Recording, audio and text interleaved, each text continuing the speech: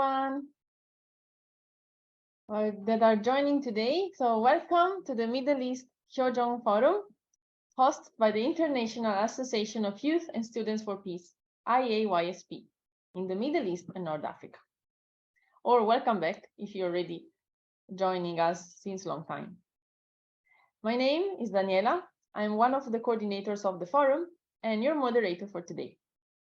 For those of you who are joining us for the first time, I would like to explain briefly about the forum itself. The Middle East Jeong Forum is featuring youth from different nations in the MENA region and beyond, who are striving to make a positive impact in their communities and their nations.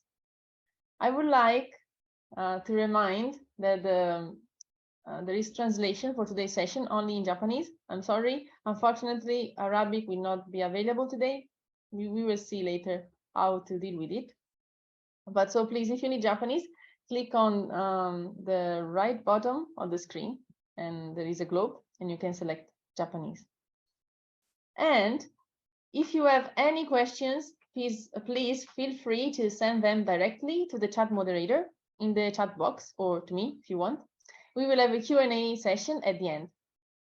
So today is already the 8th session, and this time we will have a special session featuring the intervention of 3 very passionate speakers.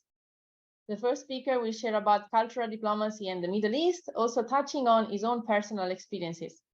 The next 2 speakers, speaking to us from the Jeong Academic Foundation in Korea, will present the Jeong character education, elaborating on both the theory of Jeong and practical activities relating to Jeong.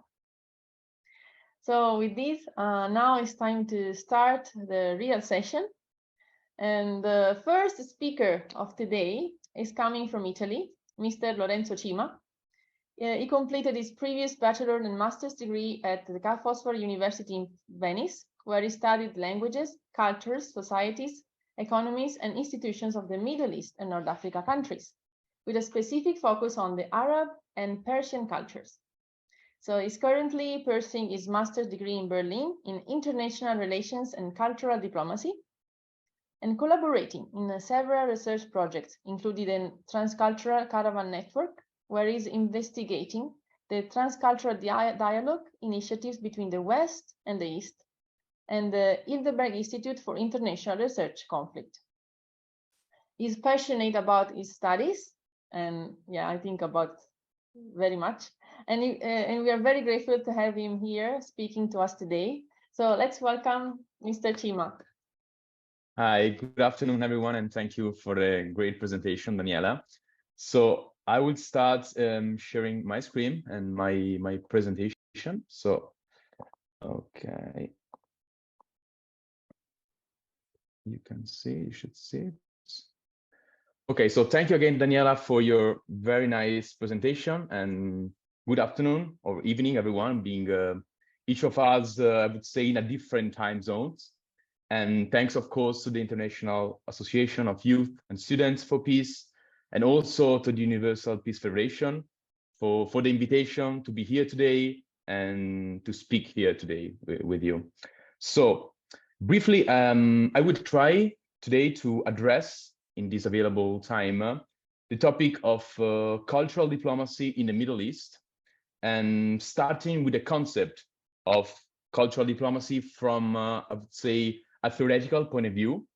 So a brief overview also of its history, of the development of cultural diplomacy, and then moving on to a more practical analysis of its application, of course, trying to refer as much as possible to contextualize example from the Middle East, area and region. So let's start. We can say that the term culture, that is really interesting. The term culture has 164 definitions, so it's very difficult to define precisely what is culture. But I would say that for me, I consider culture as the shared set of beliefs, values, norms, and all the rituals that characterize a specific group and its identity. And when we combine the word culture with diplomacy, we can see that the act of communication is implicit inside the definition. Cultural diplomacy, then we can consider it as something about the use and the sharing of some cultural products, practices, and interaction in order to influence other nations for the mutual understanding, for problem solving. So it's about winning friends, I would say, and influencing other people through the use of my own culture, my own national or ethnic culture, or specific kind of culture. And this notion of cultural diplomacy, staying, I would say, in a theoretical analysis of the term, find its fundamental pivots in the concept of soft power. So we know that power, we can consider power as the ability to do things, to control other people, and it's often, as we know, it's associated with the possession of certain resources, population, natural resources, economic size, military forces as well. But in the concept of soft power, there we find culture. So soft power is meant as the ability to affect what other countries want, and is associated therefore with intangible power resources such as culture, ideology, and so on. So taking a brief look of the beginning of cultural diplomacy, which can be traced back like to ancient civilization, and also in ancient times, rulers and leaders, they understood the importance of cultural exchanges, cultural relations in building strong relationship, and this happened through the exchange of cultural artifacts, ideas, products. I selected a few pictures as an example. In the top right corner, there is a very famous painting that you can find in the Doge's Palace in Venice. I studied in Venice, as Daniela said, for a few years. And I really got interested in this painting, which shows a group of ambassadors from Persia that are arriving at the court of the Doge Grimani, and they are bringing a gift, so a nice Persian carpet as a gift, as a way to build a relationship, as a presence. And actually another interesting picture is the one on the left top corner. I took it when I went to Persepolis in Iran, and it shows here also a group of ambassadors bringing gifts to the king. So we can see that diplomatic missions and ambassadors were often accompanied by these gifts, by artists, scholars, musicians, to show their cultural heritage, their cultural tradition as well, to share these with everyone else. And I would say that the modern era of cultural diplomacy began to take shape after the Second World War, as nations were trying to rebuild the relationship after the great conflict. And so cultural diplomacy gained a very important recognition as an important and valuable tool for promoting understanding, for promoting peace, and for avoiding other wars. And at this point, there was the establishment of UNESCO in 1945. They wanted to solidify the importance of cultural exchange in the field of international relations. So our culture was actually important in the relationship between different nations and different states. And of course, also during the Cold War, cultural diplomacy played a very important role in the ideological competition between United States, the Soviet Union, and both these these superpowers, wanted to show to the rest of the world their greatness, their cultural and intellectual achievements, and to promote their values. And in this sense, it's really interesting. The cultural diplomacy program of the United States, which was based on jazz concert. So music as a way to promote one's own culture. And in this sense, the agenda of this program was individual freedom, the liberty as the cornerstone of democracy, as the cornerstone of the United States of America. So the United States government started to recruit jazz stars from the country to organize touring programs all over the world, and especially in Middle East. As we can see from the picture, there is one famous picture of Louis Armstrong playing for his wife in front of the pyramids in Cairo. The poster of this jet star Duke Ellington, which was exhibiting in Damascus in 1963. And so with the jazz concert, the United States, through the use of music, wanted to symbolize these individual rights to express himself or herself without being censored, without being jailed, for example, as was maybe happening in the Soviet Union. So moving on now to today, to the 21st century, we can see a great proliferation of civil societies, NGOs, charities, and institutions that are working now on cultural diplomacy programs and initiatives. And this is interesting to notice because many scholars and many people have noticed that if programs of cultural diplomacy are closely linked to governments or governmental agendas, these programs start to have like less legitimacy for the target audience, for the citizens.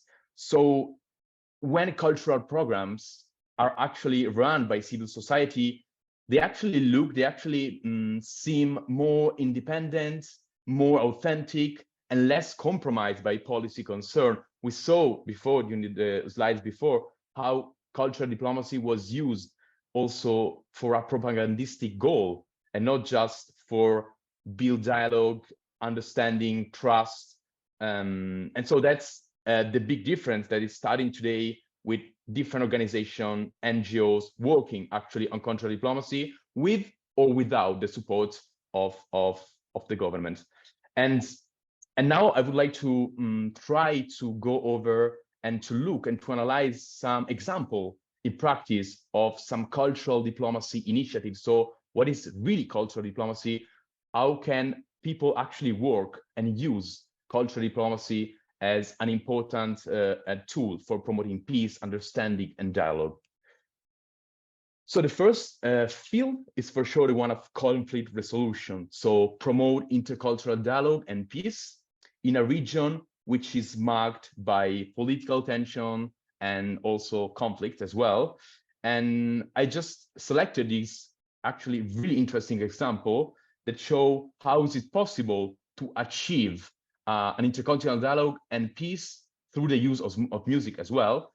And the example of the West Eastern Divan Orchestra is very unique since it represents a musical ensemble that was founded by an Israeli conductor and a Palestinian scholar.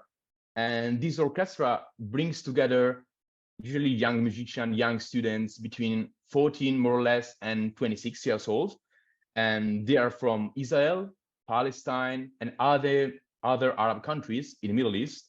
So they have all of them different backgrounds, different cultures, different musical tradition, and therefore they kind of reflecting, I would say, the diversity of the region to promote dialogue, understanding, and cooperation through the use of music. That is really interesting. The second field actually where is it possible also to apply and to see cultural diplomacy initiatives in practice is, of course, educational programs for students, teachers, scholars as well. And one example is for sure the Fulbright program, which was established just after the Second World War in 1946 by the United States government. And the goal was to promote cultural exchange, academic cooperation between the United States and other countries. And the program operated especially in Middle East and North Africa, and offered to the various scholars, teachers, and students as well the opportunities to go to study in the United States and to have their own experience in the United States, to live there.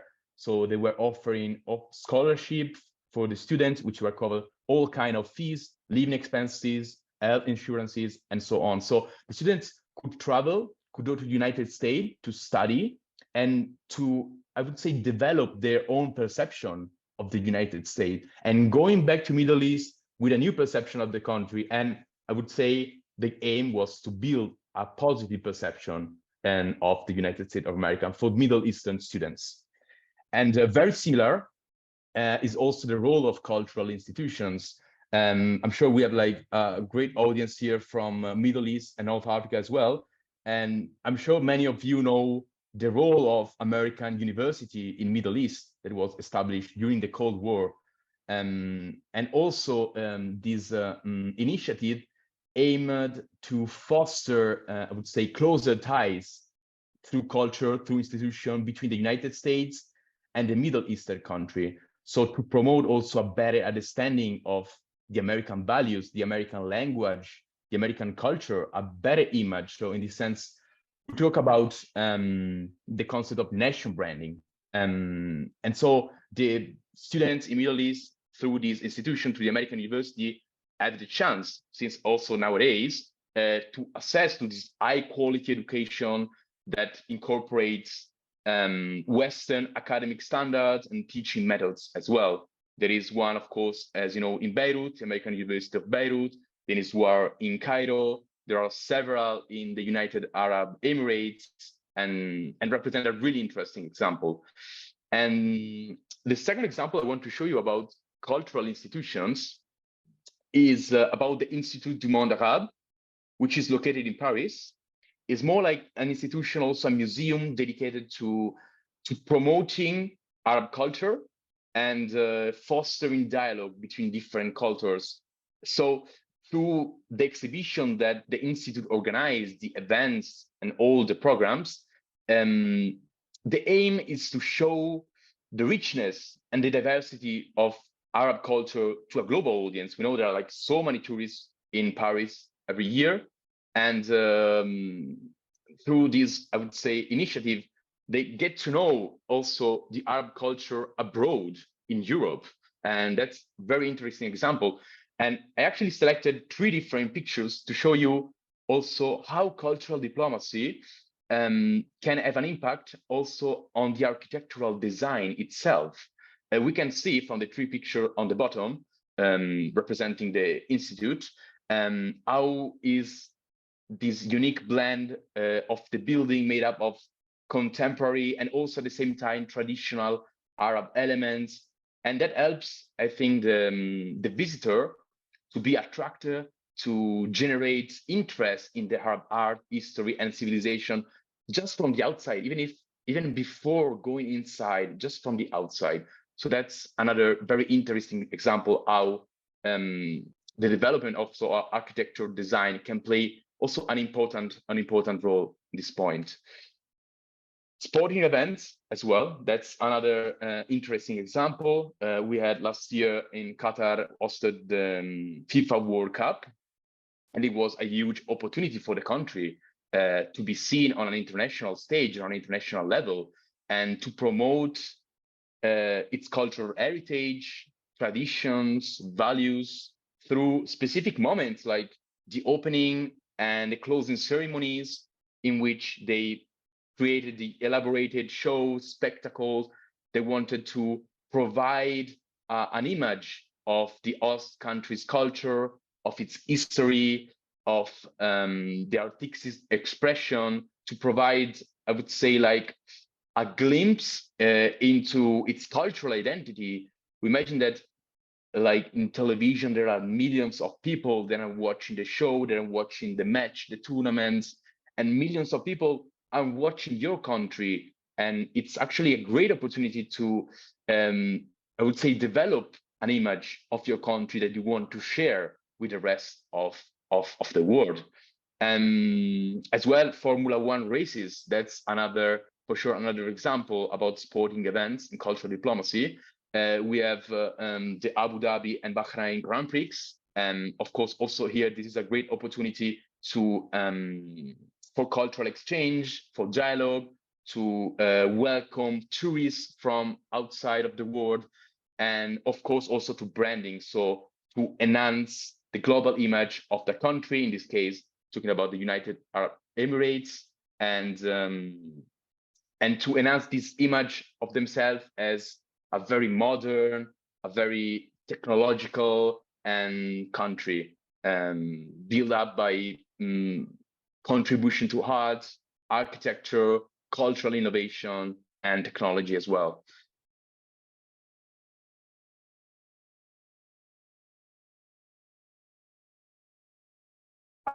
Another example, of course, the cultural heritage, the cultural preservation, and which are represented by, for example, the UNESCO sites. We know, like in Middle East, and also for my experience when I traveled in Middle East, I went to Egypt. I had the chance to see the pyramids. I went to Iran. I had the chance to see Persepolis, which are like great example of cultural heritage, which Middle East is really rich. And an example could be also the city of Palmyra in Syria, which, as we know, tragically has suffered in these last decades a great damage and destruction due to the conflict, due to Daesh. And the same happened actually to other UNESCO sites, as the ancient city of Damascus, of Aleppo in Syria. And but however, not just cultural heritage, but also cultural restoration efforts can be considered as an important initiative of cultural diplomacy in order to also emphasize the global importance of a specific archaeological site. I'm taking in this case the example of the city of Palmyra. And talking about cultural preservation, a great example, really interesting, is the Louvre in Abu Dhabi, which is a collaboration actually between the United Arab Emirates and the Louvre in Paris, and wanted also here with this great museum, this great technological structure to provide exhibition and cultural programs about artifacts from different civilizations, different time periods. And I think that this example, and also the example that we provided before regarding the countries of the Arabian Peninsula, it's very interesting to know that since we cannot compare this country to the other country of the Middle East, as we know, the country of the Arabian Peninsula, we can see that do not enjoy the same historical riches and cultural heritage as other countries of the Middle East, like Egypt, Jordan, Lebanon, Syria as well, which share like a great history of civilization and tradition, and have left today also for the people, when I went there, like a visual legacy that I can actually see with my own eyes. But even if the Arabian Gulf country don't have this kind of material, they are still trying to developing towards like a cultural potential with the establishment, the implementation, the creation of this great project, these great cultural, artistic museums and initiatives as well. So that's also part of the great cultural diplomacy program they are addressing and they are developing in these years, actually. So now we will finish with the last example of cultural diplomacy in practice, which is the media engagement. The example is based on Al Jazeera, which, as we know, is Qatar-based news network, which has gained a great international recognitions. Also, like speaking for myself, every time I need to read something and to get new information about what is going on in Middle East, I actually rely very much on Al Jazeera. I think many of you as well, probably. But it's interesting to see the connection and to see how this media can be utilized as a tool of soft power and cultural diplomacy, public diplomacy as well. And since Al Jazeera is providing like independent and diverse coverage news, and this is contributing also to Qatar regional influence. So Qatar is becoming more and more a promoter of media freedom, of the democracy, and to have like also a regional influence inside the Middle East between the conflict, the countries which nowadays are in conflict, for example. And that's for me is a great example of soft power cultural diplomacy through the use of media. So now we'll try to conclude. I actually had many things to say, so I probably spoke really fast, but we try to sum up this concept of cultural diplomacy. Why cultural diplomacy? Why is cultural diplomacy so important today in the field of international relations? So I feel like, for me, I have to consider cultural diplomacy so important because it has the ability, with culture also, to transcend political and economic boundaries in order to build relationship with other country, in order to promote peaceful interactions. And I feel like that culture, more than politics, more than economy, can provide a real platform for people to connect on a deeper level, on a real level, in order to facilitate the mutual understanding, the empathy with the other, even if from another culture. And like, speaking for my own experience and speaking now with the heart a little bit, this cultural exchange that I also went through helped me to appreciate also and to respect the diverse perspective. And I felt also a great sense of global community. And I think that this is like a great thing in order to reduce conflict, which are usually based on stereotypes, on misunderstanding, and so on.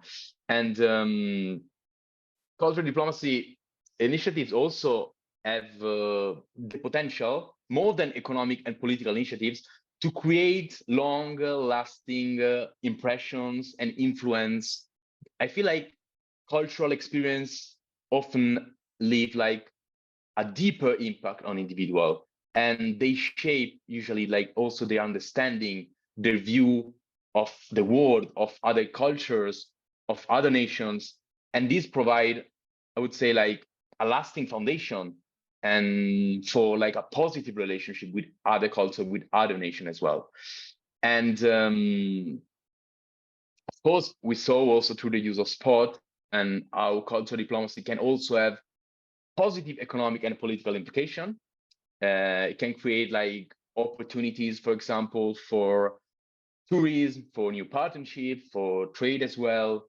And finally, of course, the concept of soft power and national branding, which is inside sometimes the topic and the concept of cultural diplomacy, as culture is, we have to see culture as something really powerful, which can really shape the preferences, the perspective, and can gain influence through the attraction.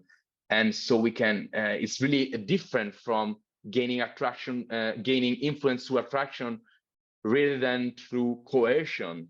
And of course, like a great image of a country, as we said, can lead to a greater influence, to a greater credibility of that country on the global stage. And the consideration also that culture is also, I do think it is one of the most valuable assets of a country in acquiring also a competitive advantage and a strategic position also internally. So finishing my my presentation with this, I don't know, once I was participating in a conference like a few months ago in Berlin, and it was like a former prime minister of Lithuania that said, actually, reported this great sentence that I want to share with you to try to sum up all what we say about cultural diplomacy. And she told, culture is the soul of a nation, and cultural diplomacy is the language that allows nation to converse and to understand each other. So I feel like that is a great way to sum up everything about cultural diplomacy. And yes, thank you very much for the attention. And I'm sorry if I speak like really fast, but I had so many things to say today. And also, when you speak with the heart, sometimes it's very difficult to, be precise with the time and everything. But thank you very much for the attention. And I leave the floor to the next speaker. And thank you again very much. Yeah, thank you very much, Lorenzo. It was very insightful. I learned many things I didn't know. I hope also other people could learn a lot. And thank you so much. Also, the presentation was very nice, and you were not speaking that fast, so don't worry about that. Okay, hopefully, yeah. And Thank you. yeah, thank you. Actually, you showed how the culture and art actually moves the world. Yeah, actually, also our father and mother moon says quite a lot. Yeah, that through culture and art you can really change something. Yeah, because it touches our innermost being. I think that's the reason, and so that's why also we are called Hyojong Forum. Hyojong is this heart of filial piety. So actually, the next speaker will also add on to that. So thank you so much for really giving us a very nice overview. So I think we'll have many questions coming. And so next, I want to welcome our next speaker for today, Mrs. Nancy Hewitt. Mrs. Nancy works for the Hyojong Academic Foundation in Korea. She is the international coordinator for the Hyojong Character Education series, Character Counts, A Life of Hyojong. And she has lived in Korea for over 16 years. She's married, has 3 children, and 1 grandson. Mrs. Hewitt was born in Japan and grew up in Spain, Panama, Chile, and United States. She attended Sophia University in Tokyo and later the University of California. She has a bachelor's degree from State University, New York, and a master's degree from Sunak QPA Graduate University in Korea. She speaks so many languages, Spanish, Japanese, English, and Korean, to varying degrees. Her main interests are health, art, people, philosophy, and culture. She's an admirer of Dr. Hak Jahan, who commissioned the Hyojong Character Education series and tries to follow her example of living for the sake of others. So I want to welcome Mrs. Nancy. Thank you.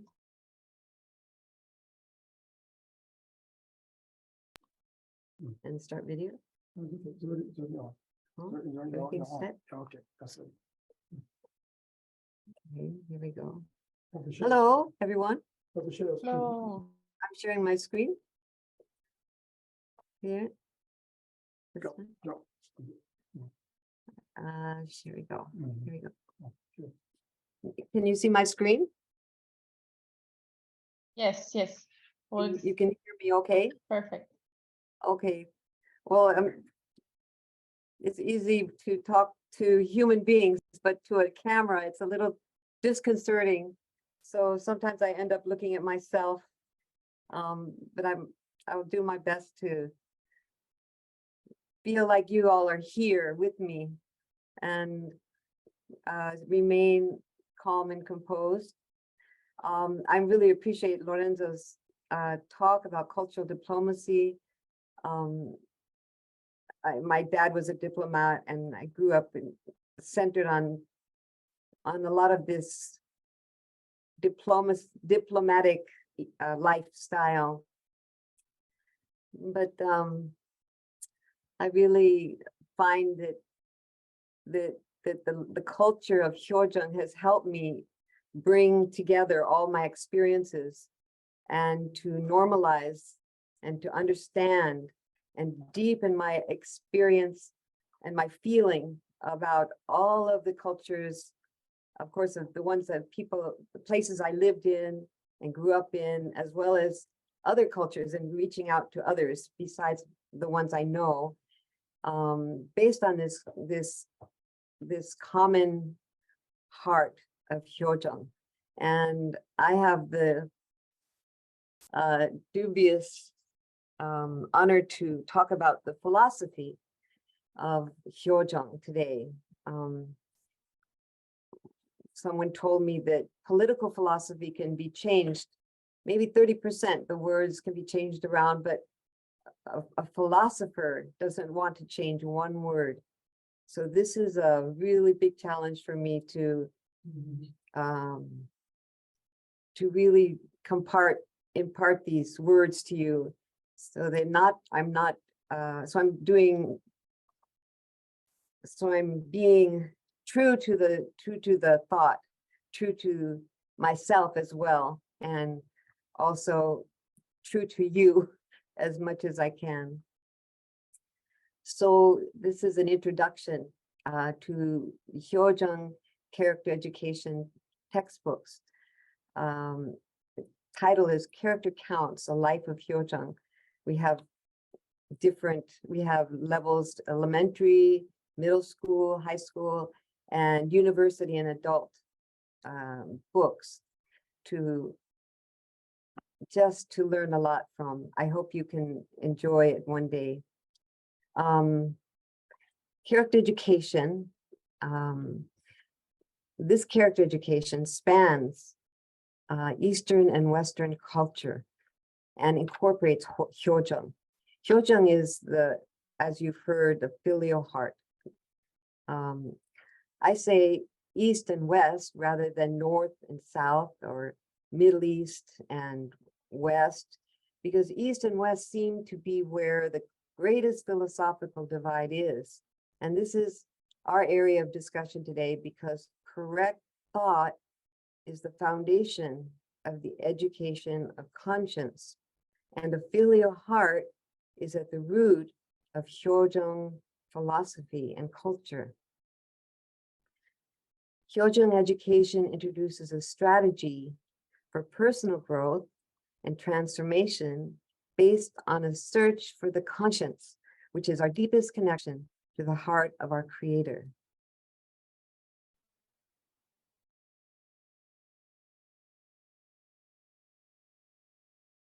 Various nations of the world approach character or moral education in different ways.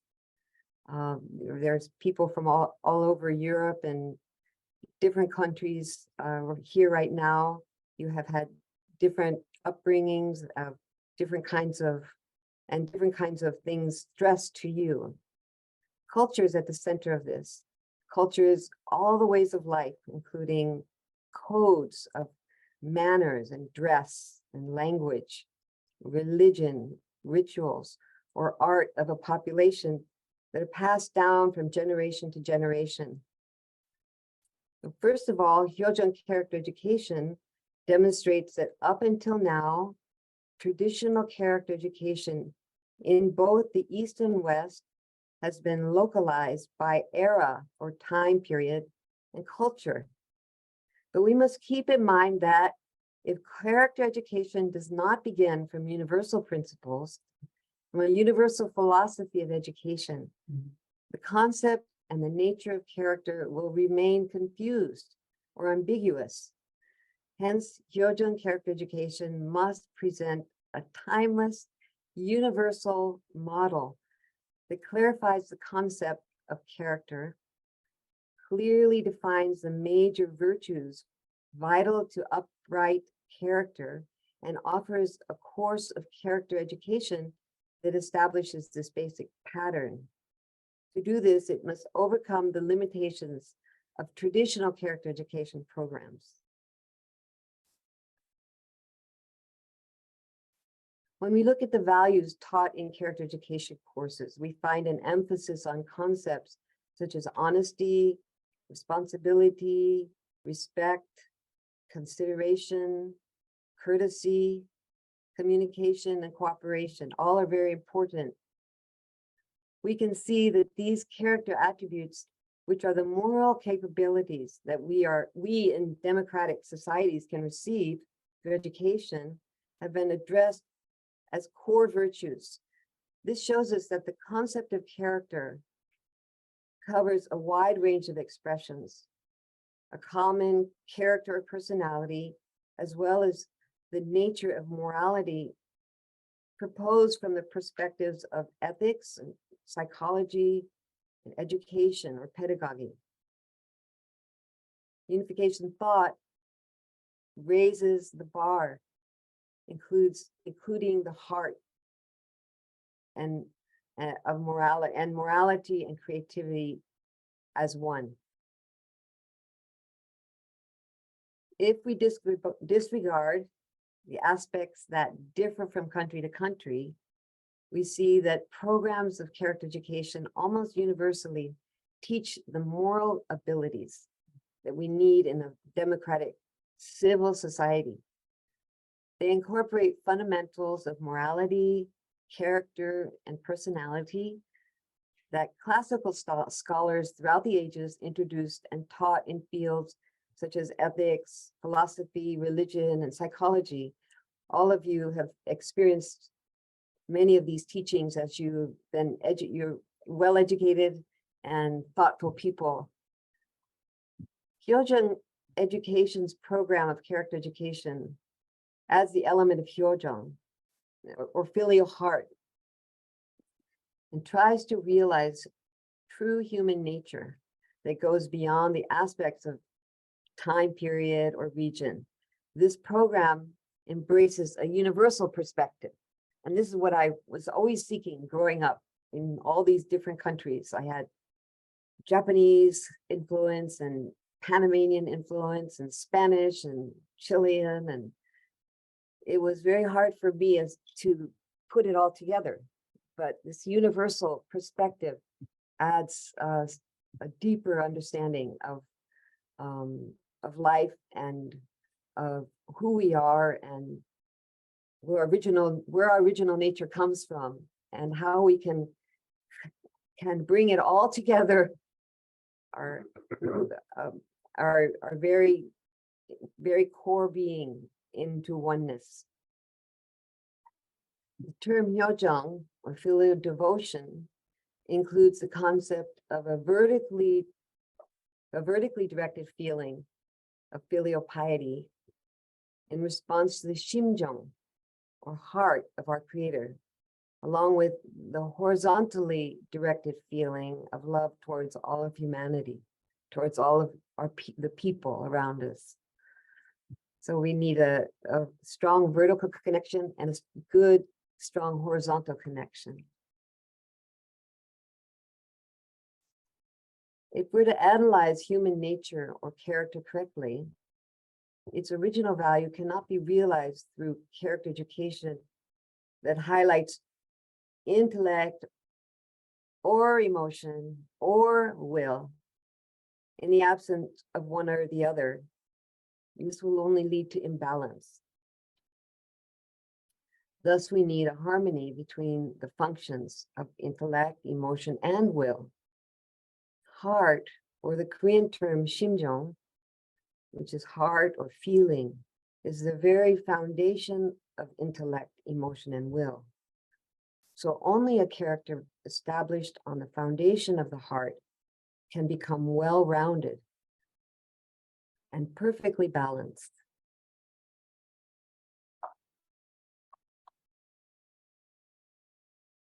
Generally, programs of character are based on principles of ethical behavior taught under humanism.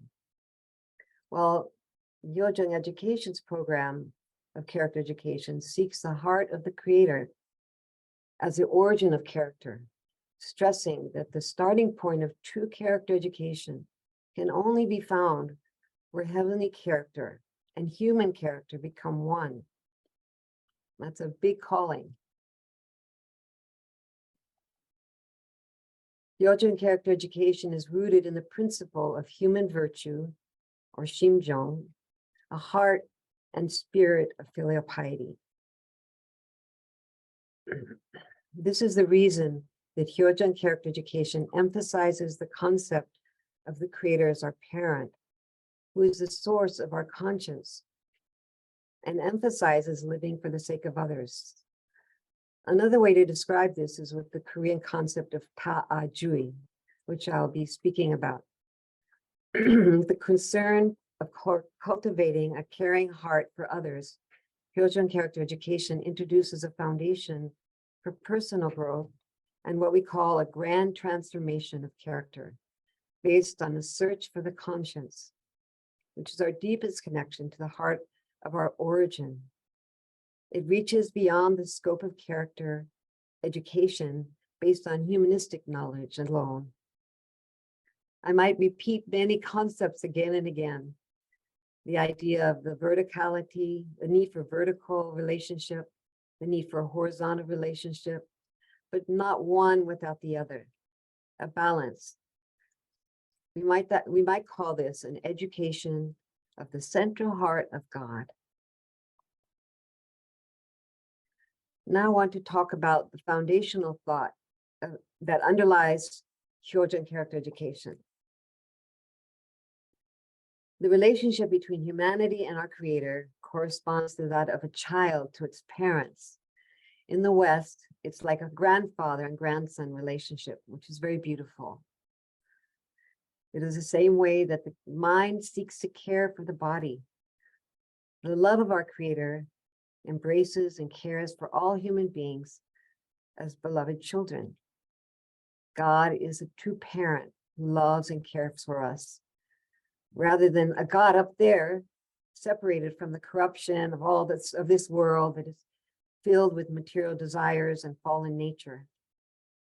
It's a newer and richer relationship between God and human beings, which has similarities to Brahmanism, where the human being is heaven, or the cosmic idea that the self and the universe are one. This is also part of the grassroots traditional faith of Korea. So Hyojin character education portrays God as a parent who embraces and loves us as beloved children, just as our mind takes care of and loves our body. We hope that's always true. We have a loving relationship within ourselves and build a loving relationship outside, on the outside with others. So we have God as our creator, who is like a parent, but even more so, there's God in the Bible, where God created man in his own image, male and female, he created them. In unification thought, the image of God is man and woman.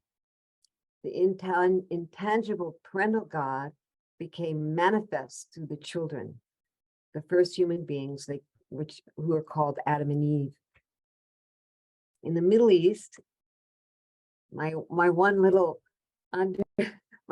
connection to the Middle East, Abraham, Isaac, and Jacob were offered sacrifices to God. Like this, Hyojang is formed in the vertical relationship between parents and children, between the heavenly parent and children. However, Hyojang is not just a dynamic of a vertical relationship, but also horizontal relationships. When children who have fulfilled Hyo and Hyojang before heaven when they have fulfilled this great task, they become central figures to those around them. Then they form brother and sister relationships with their siblings, their neighbors, and just with the world around them. This means that the concept of Hyojang goes beyond a vertical relationship and becomes a horizontal relationship. And the deep meaning of Hyojang philosophy is the realization of the horizontal sibling relationship. While we often focus on our relationship with God, the true essence of Hyojang ideology with God is realized in the sibling relationship. Now, this is easier said than done, I know. I'm always reminded, but this is a very good thing to keep in my heart and my mind, and to help guide me and guide my conscience to do the right thing. Thirdly is introducing the ta'ajui, living for the sake of others. If we could surpass Descartes' philosophy of self-identity, which exudes the common idea of I think, therefore I am, cogito ergo sum, the philosophical view of humanity can go beyond individualism and egoism. Like egoism, even altruism can be considered another form of selfishness and that it separates the self from the other, puts them above or looks down. It's impossible to instill a correct ideology of human character on our young people if we do not change the paradigm of the individualistic view of humanity. The ontological existence of such a heartfelt being is ta'ajui, or simply we could say you and I togetherism, or considering the needs of the other simultaneously with my own needs. It's similar to the African concept of Ubuntu, which our next speaker will be speaking about a little. Ta'ajui finds the essence of the greater self through the other, causing the two to eventually unite. Through Ta'ajui, we form the most basic human relationships with our neighbors. And through Ta'ajui, relationships based on Jeong in heart, the neighbor's face is revealed as one of love and not hate. Our sacrifice and service for others are acts that restore the dignity of human beings and actualize the ethics of Jeong. The act of living for the sake of others is the act of discovering and restoring our deepest and truest, most universal self. Now we're being called to live, to really take the high road and live in another realm, and it's kind of not always easy because it's not a common universal concept yet. I mean, it's a universal concept, but we don't all know about it, and we don't all live to it. So as we know, and as we study, as we deeply reflect, we can actualize this universal and this idea that is very high and great and broad. Now, the structural principles of Jeong character education are many, but I will go through some of them, and the next speaker will bring out a few more. First, character education, again, needs to begin from universal principles and a universal philosophy of education. If not, the true concept and nature of character will continue to remain unclear. We need to present a universal model that clarifies what true character is and what the major virtues of an upright character are. So I meant to say this earlier, but when I was listening to Lorenzo, I read recently the problems in the world emerge because there is no central standard by which nations can know what to expect from another. If we have this understanding if we have a universal philosophy and understanding, a common base, then so many of the barriers will decrease. Doesn't mean that they will disappear. They will be more beautiful because we understand the depth of our neighbor's heart and our teacher's experience in life. So secondly, Jeong character education brings to light the concept of hyo in Jeong, meaning the utmost respect towards heaven, the root of love, and the conscience. So where's the conscience from? We'll talk more about that in a few minutes. Word philosophy, hyo, is defined as the practice of virtue or benevolence, which means to love others and lead a moral life. This is loving humankind.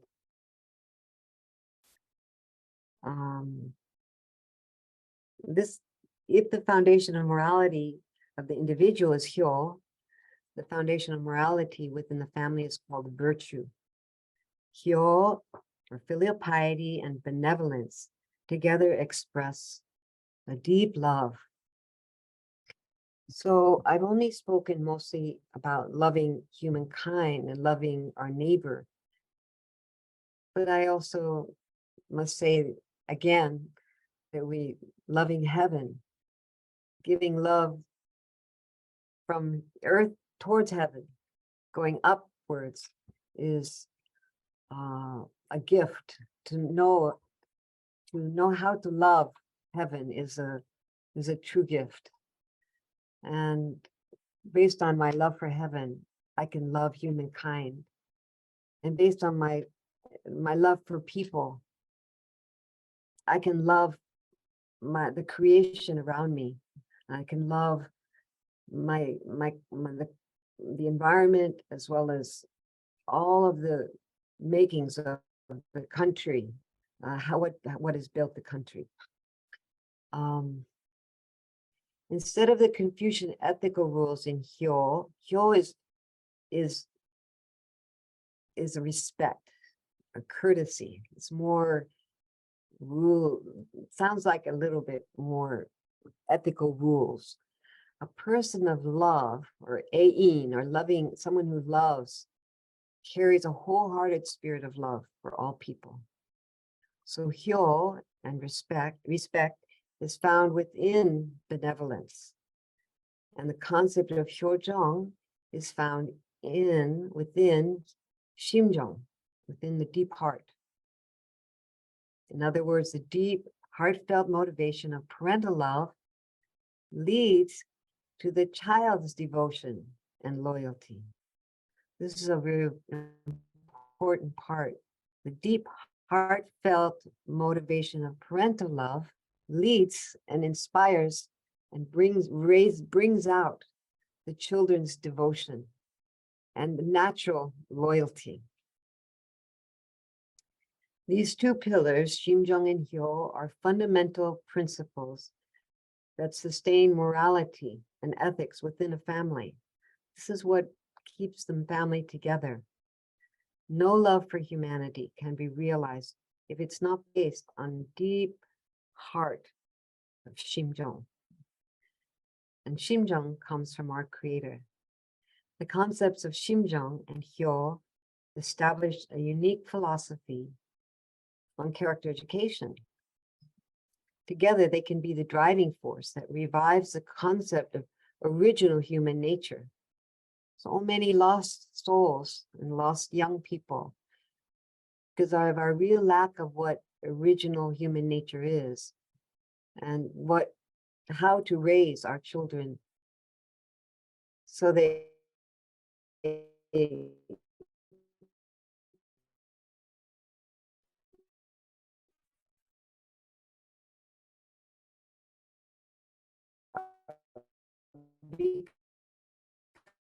become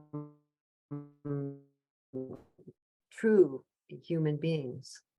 Textbooks incorporate the concept of the three great blessings, easily and the loving. In each book, you will find that the cornerstone of perfection of character is perfecting one's attendance, our attendance to our conscience. We're attending our conscience, just like we attend God, or attend our parents, or attend the King, the King of Kings. We attend someone above us. Our consciences are above us and guiding us. The cornerstone of family perfection is to perfect the four major aspects of the heart. So in the individual is to perfecting our attendance to our conscience. The family's perfection is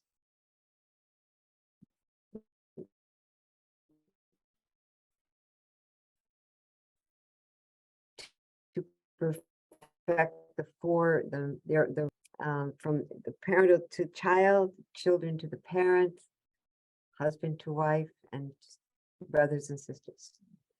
The key requirement for loving stewardship of all things this is the third blessing, is to hold an attitude of parental Jeong, deep heart, toward all the elements of the natural world, taking care with the loving parental heart of the nature of my cats and my dog and my garden, and how I treat nature around me. It is explained that all religions offer a way to perfect personal character. All religions. The learners of Jeong character education can be encouraged to cultivate and improve themselves by defending their conscience as if it were their parent, their parent of parents, their teacher of teachers, and master of masters. This is my conscience, and my conscience dictates this. Jeong character education clearly shows that the source of the conscience is not in practical reasoning, as the philosopher Immanuel Kant described. It is in recognizing that our conscience is the closest thing we have to the original parental heart of God. By grounding the roots of conscience in the heart of the Heavenly Parent, Jeong philosophy supersedes Kant, who claimed that practical reason is the source of conscience. This moral imperative, as it's known, has influenced every corner of the world, including the United Nations process and approach to everything it does. Jeong thought challenges this, and if it is grounded sincerely in our conscience and daily lives, our world will be transformed. Next, Jeong character education maintains that the family is the ultimate place for human perfection, and an ideal society is the expansion of the family model. Furthermore, Jeong character education maintains that love, life, and sex are one. And this is why. I'm not sure how to do this animation. Oops. I think that was the wrong one, but just a minute. Okay, I don't have the image coming out.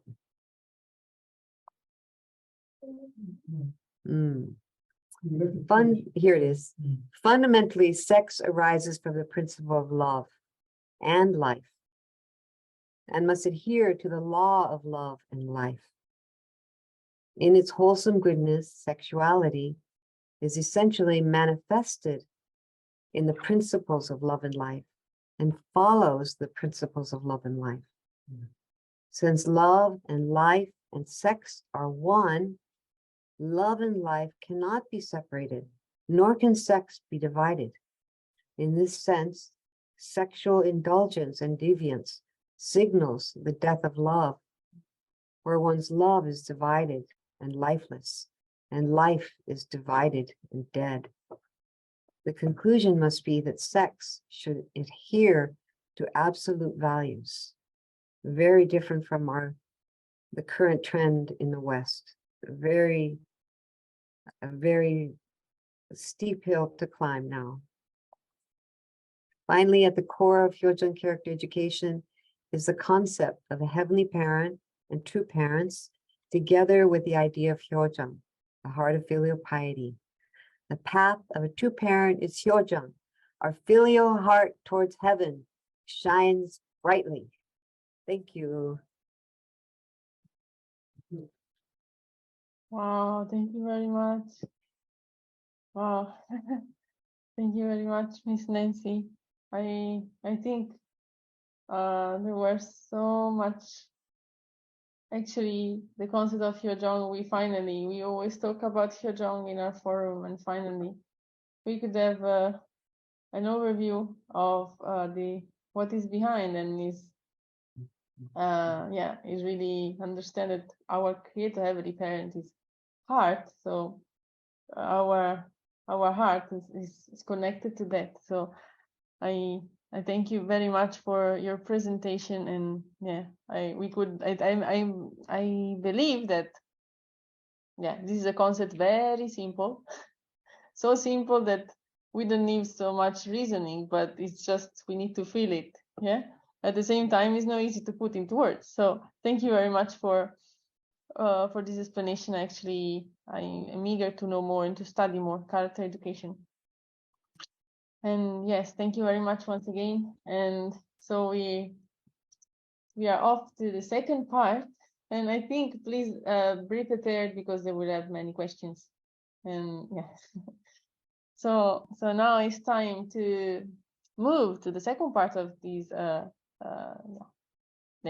of your presentation. So the next speaker is speaking to us from Korea as well. Mr. Halao Olalaye Isaiah, a Nigerian from West Africa, currently working with Jeong Academic Foundation, International Department, Africa International Relations in Korea.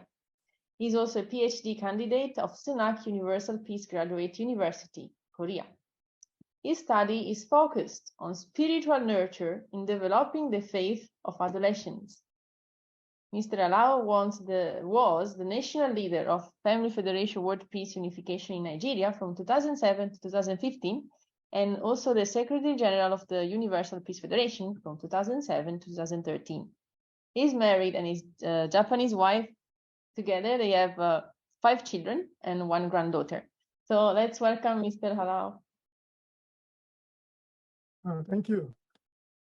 Thank you, Daniela, for such an amazing introduction of me. I'm grateful. Thank you very much. Once again, I'd like to thank also my older sister, Nancy, for that presentation. You became so philosophical. I didn't know you are this a philosopher. And you stayed so much with Dr. G, you become like a philosopher also. I was like wondering, how deep that was. That was really cool. And I'm also grateful to my brother, Lorenzo. That was really deep too, because, the cultural diplomacy, I learned a lot from what you have actually presented today. And I'm hoping that next time it will be a cultural diplomacy of Jeong. You're going to come put that together. That would be really cool, because you made a very valid point there, especially, the fact that, it has the ability to transform political and economic boundaries. And moreover, one time, our founder for the Moon said that, there was a story in his biography. In my country, Nigeria, during the Civil War, there was, a lot happening. But then, because of a cultural festival centered on soccer, football, everyone had to stop the war and go to see the soccer game.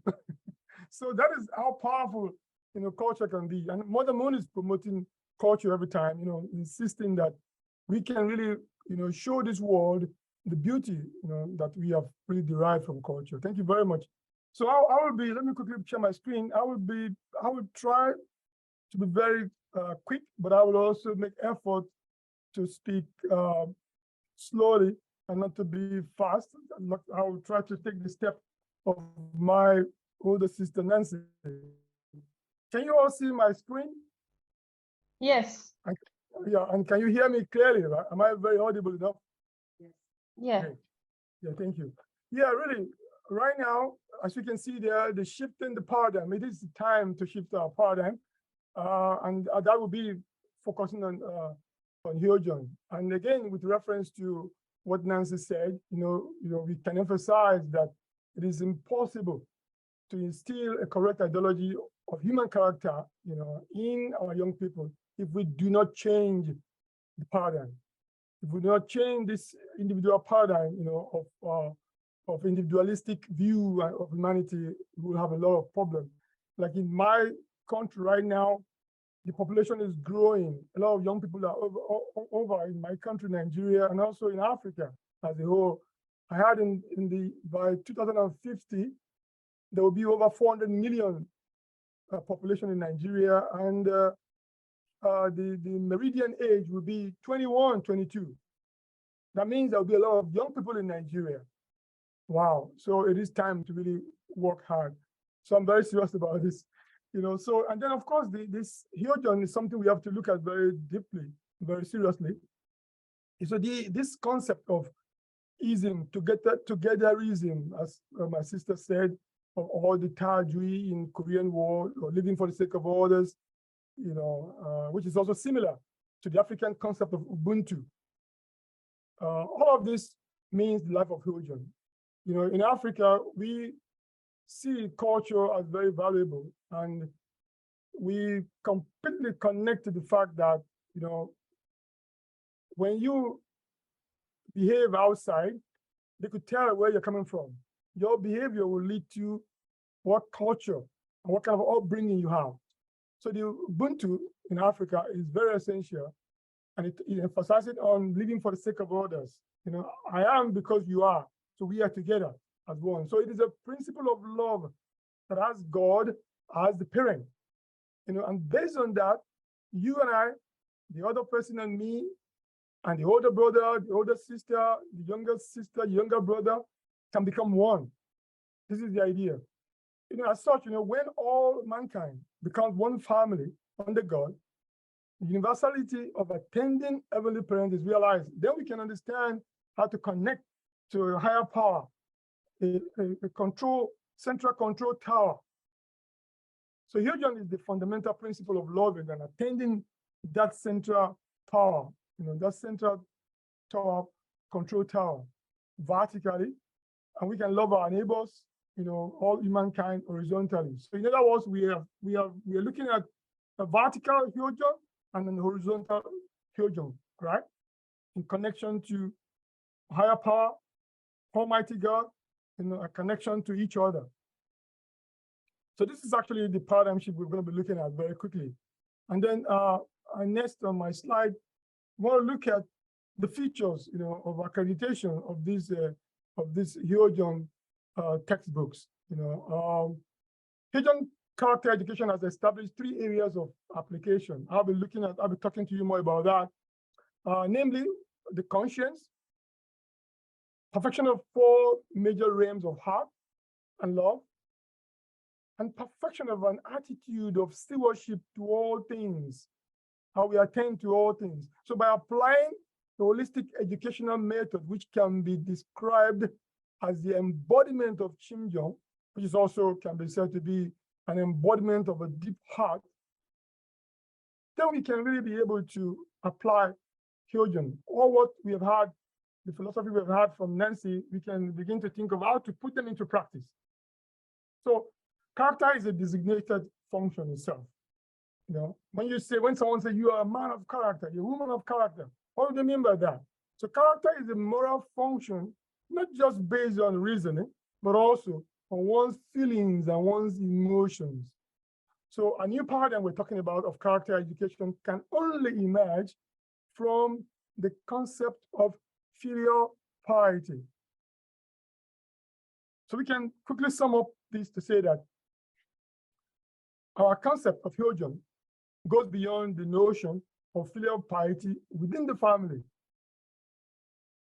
It is more than that, right?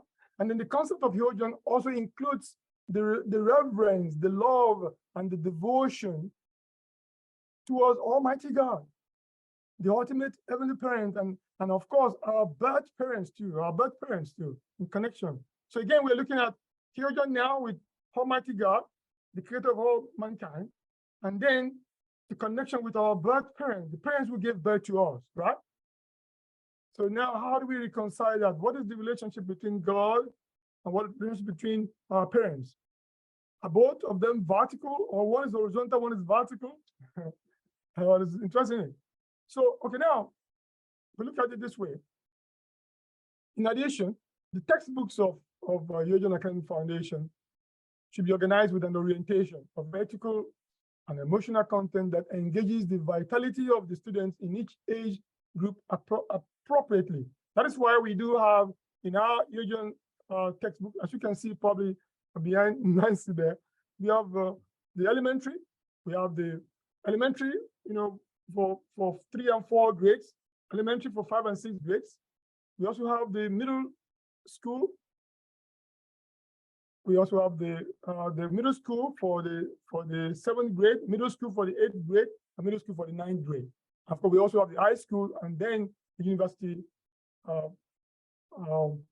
group 2, age group 2. So this is very broad and is a lot to look at. So for this, we have encouraged, the education of the educators. So we are encouraging that educators need to be educated. They need to be educated with such orientation of ethical and emotional content.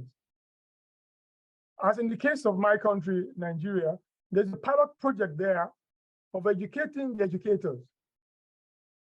So they are to go into the schools to find those kind of educators who have that orientation of ethical and emotional content we're talking about. So not just any educator, because in our schools right now, maybe not so much in Africa, but I know in the Western countries, in America, for example, there's so much difficulty right now with educating young people about this concept of filial piety. It just doesn't, it's not there. Yeah, it's not taught in the schools. So the virtues of Jeong character education consist of a practice in the area of Jeong, which is the heart, and also in the area of normative law and creativity through the functions of intellect, will, and emotions. This is the central faculty of a human being. We all have intellect, will, and emotions. So this is where Jeong is being practiced, but centering on heart.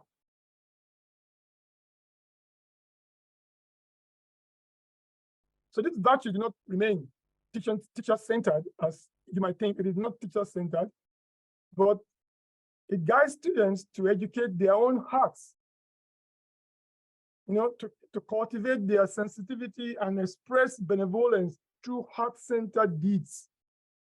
I want us to observe here, what does that mean? How do we have a heart-centered deeds? I'm feeling right now, from my understanding, from what I can deduce from this concept, there is an heart education. What does it mean to educate my heart? Could it be that since there will be a different standard on the conscience based on orientation of ethics and emotion content we mentioned about, so there's a need to educate our conscience to produce what I can call a Jeong-centered conscience? Because from what we heard from Nancy, the more you learn about goodness from the right source, the better your conscience will recognize right and wrong, right? So having said that, let's look at these also. Jeong character education textbooks we just mentioned about. One of the characteristics of Jeong character education is that the proportion of content is related to the personal growth of the person, of the individual, of each person. The firm foundation for healthy family and the mature management of the material world. In other words, we're talking about individual growth of a person, and then the next will be how the person relates to other people in the family or extended family, and finally, how such a person relates to the material world, the world of everything that we can see. And the world is developing so fast that you can see we are now in the age of artificial intelligence. And you know what we are talking about here, what is happening? So the essence of Jeong character education is based on attendance to God as a heavenly parent, the central control tower, heavenly parent. The terminology used to convey this is the maturity of character, the completion of the family realm, and mastery or stewardship of the material world. Again, we're looking at it now a little more deeper from the viewpoint of attending to God. So attendance to God seems to be the utmost of Jeong here. For example, in structuring the content, a distribution ratio of a 70% focus on the devotion to one's physical parents, and one of 30% toward the heavenly parent has been applied. So a ratio 70-30 here. So this means that love of children towards their parents can be completed when love towards heavenly parents or God is realized. So if we're able to realize the relationship with God, we can complete the filial heart or filial love towards our physical parents. So in such a way that love for God embraces the realm of the parents. So when we connect love for God, then we can be able to love our parents. So thus the entire Jeong character education curriculum goes beyond character education based solely on humanistic values. This is where the Jeong comes in. You know, when I was listening to my brother Lorenzo, I was actually feeling the impact of how it is time for us to look at this, because it can encompass the perfection of the individual, perfection of the family, the society, by addressing the development of conscience and the 4 great realms of heart that she mentioned about. So in other words, the program transcends humanistic character education and guides learners towards the development of a wholesome character, grounded in connecting to the Creator through the conscience. This is why Jeong character education is different from the regular character education. I'm sure because you'll be wondering, what is the difference? We've heard about character education everywhere. People are talking about it. Oh yeah? The reason why this is different is because this one we are talking about here, John, is centered not on humanism, not on humanistic view. It is much more higher in content and in concept. It is what can solve the problem we are dealing with today. It is no more the time when we, as you know, Descartes and Kant have influenced the whole world when it comes to their philosophy. I think, therefore I am, and all those stuff. Now that has actually evolved and erupted a lot of egoism, humanistic, individualistic stuff. That's why people think, oh, I have the human right to do what I like with my body. I have the fundamental human right to say I'm what I want to be. I can change my gender. I can become a man. I can become a woman whenever I like. And because there is no Jeong. If there's Jeong, I don't just decide about my body. I have to consult God, the central power. What should I do with because God gave me my body, and I have to consult my parents who gave me my body too, whom I share the same connection. My parents gave me their blood and their flesh. I don't have the right, I don't have the fundamental human right to decide to be a girl when I'm a boy. No, because that is not connecting to the vertical Jeong. So this is where we can say that the character education we're talking about here is very well grounded, connecting to the Creator through the conscience.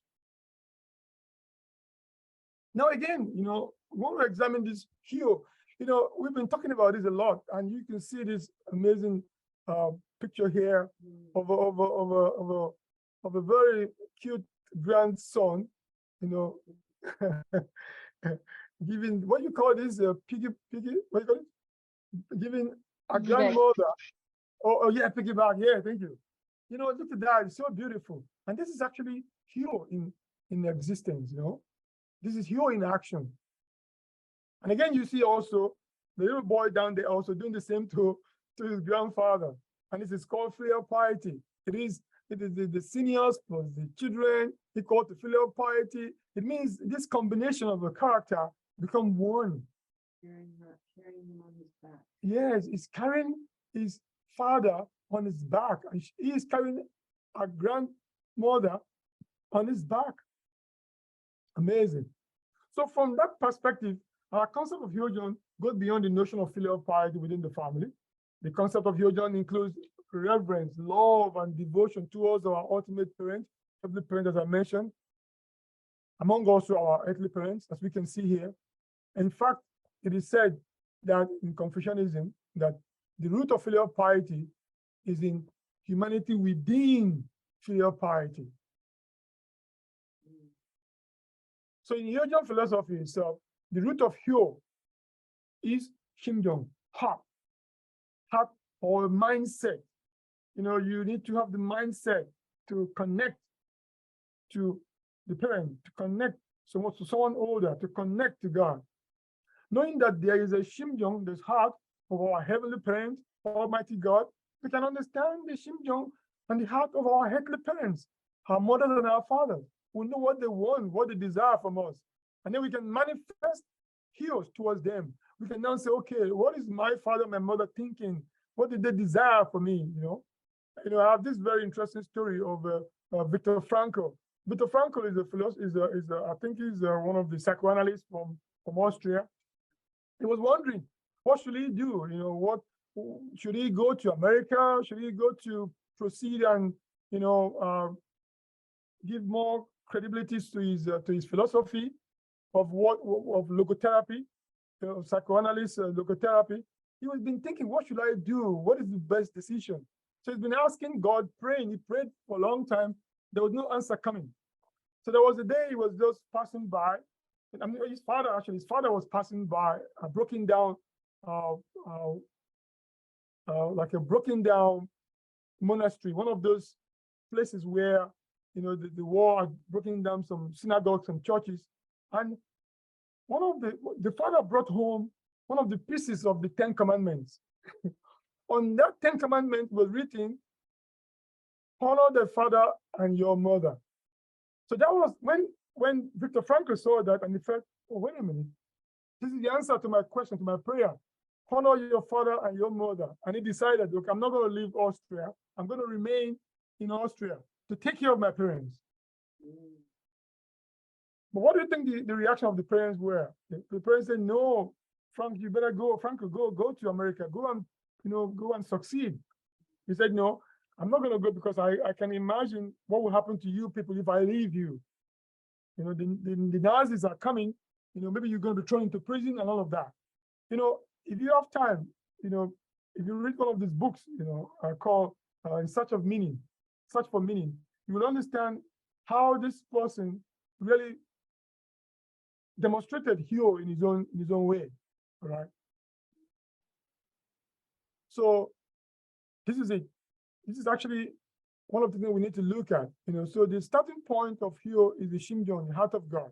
Jeong is a composite word of hero and Jeong. So in other words, this word that this content has brought together Jeong is the result of hero, filial, and Jeong, heart.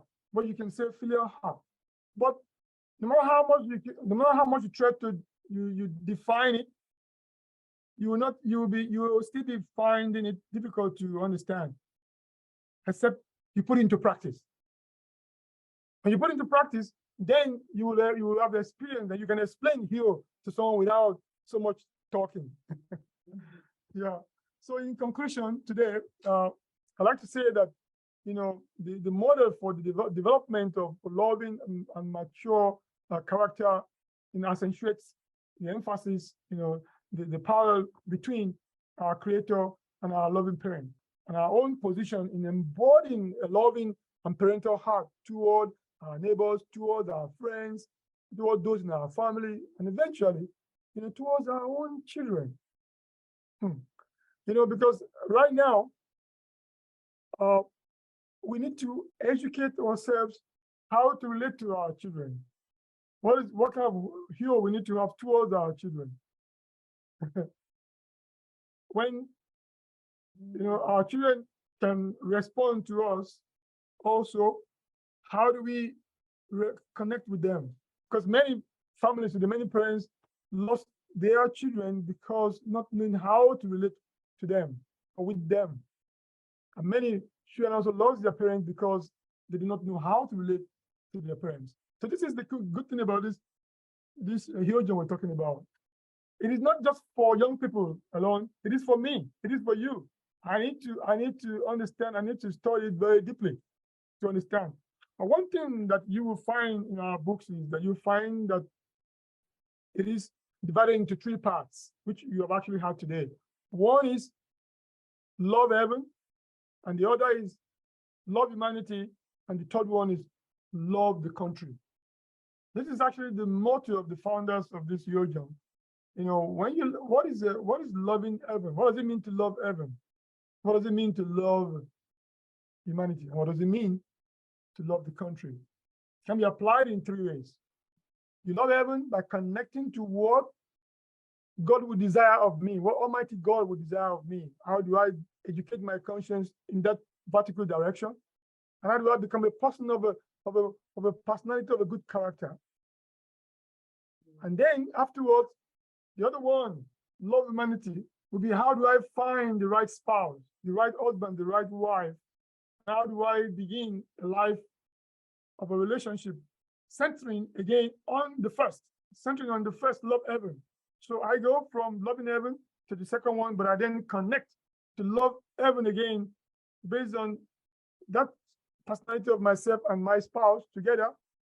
We begin to love people around us. We begin to love each other, centered on heaven. And finally, love country means taking care of our environment, taking care of the things of the creation, the things that also serve us.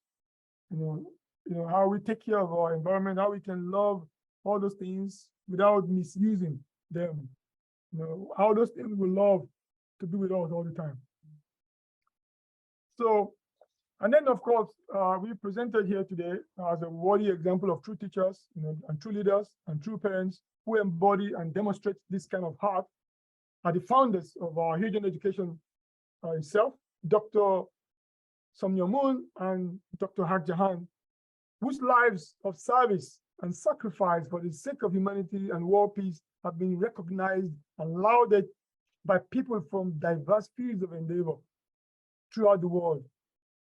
And then truly, I say to you, finally, heaven will become the basis of our great success. If we can actually seek heaven first, developing our conscience, and we will surely become a person of Hyo. And Hyojong can truly, So then, okay, right now, what we have basically done in conclusion is that we have actually, I could quickly share with you very quickly about that, just 1 minute. Something we have done in Africa, giving out the books in Africa.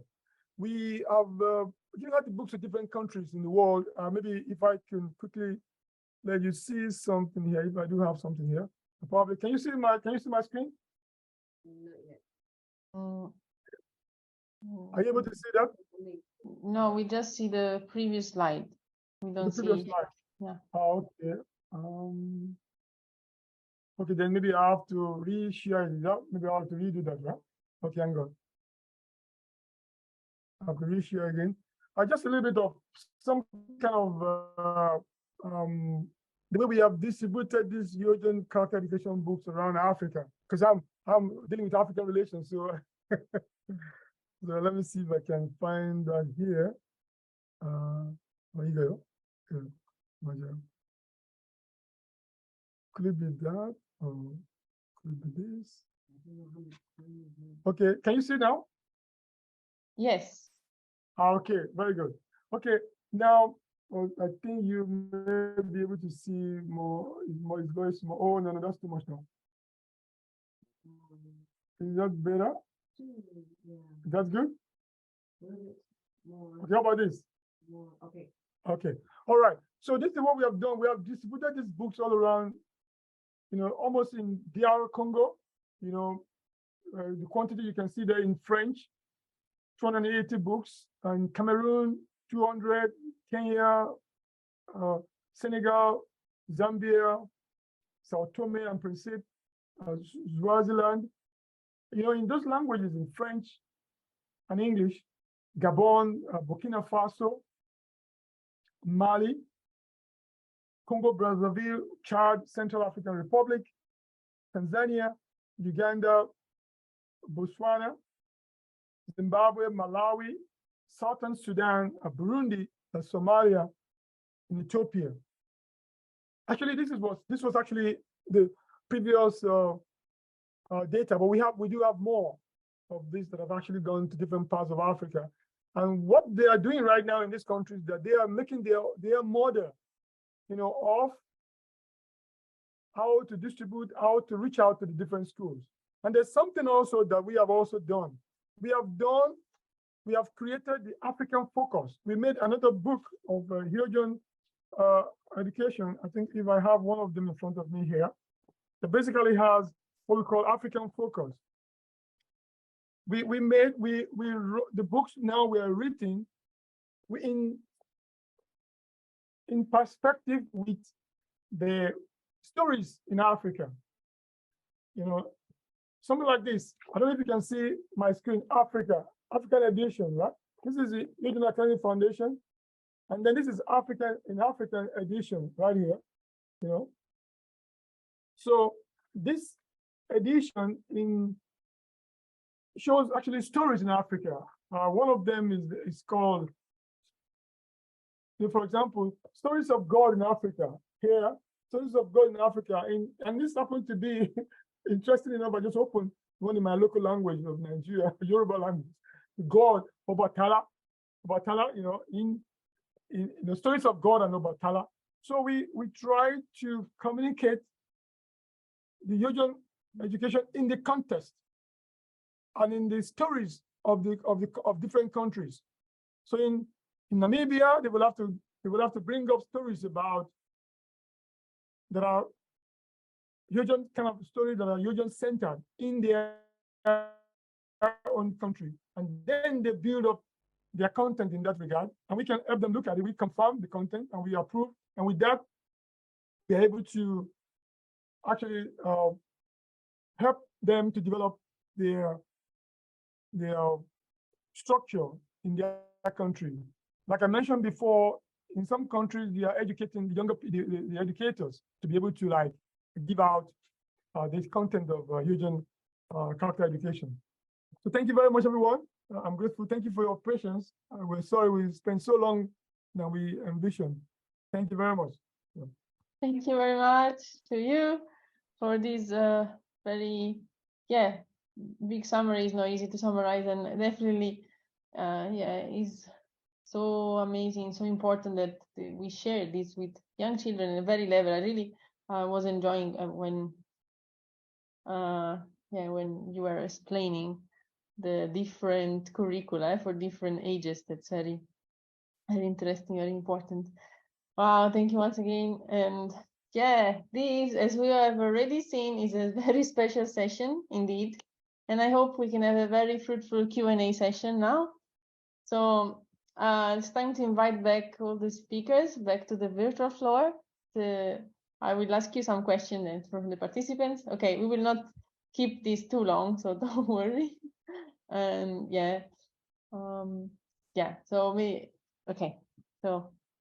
okay, Nancy's here, or also Nancy. So I will try. We have some questions. Of course, I'm sorry for all the people that ask. We cannot cover all of them, but I hope you will have other chance to ask our speakers. So okay, I will jump a little bit between you. Okay. So I think the first is for you, Lorenzo. Actually, it's quite okay. Quite a strong one. But anyway, it was very interesting creating harmony among people via attraction, not through force, coercion, or by buying friendship. Yeah, this is a very important point. How do you see that bridges can be built with countries that are considered totalitarian or that undermine individual freedom? Will such thing as music or football, or just need decades, or how do you see that? For example, Iran. This person asked. What is your vision about? No, that's actually that's a very hard question, to be honest. Like, it's probably one of the greatest questions that usually scholars and people who focus and study cultural diplomacy are trying to answer. So how is it possible to create cultural diplomacy initiatives in such a country with a totalitarian regime? That's very difficult because most of the time, cultural diplomacy initiatives that are carried out from the government, totalitarian governments, regards national branding. So regards the implementation, the creation of an image of a country to the outside world, which sometimes can also be not real and also a little bit fake. because they try to sell themselves, they try to construct a positive image of that country. I think that in this regard, a big role is played by the population, not anymore by the government, but by the people who actually live in that country. So civil societies,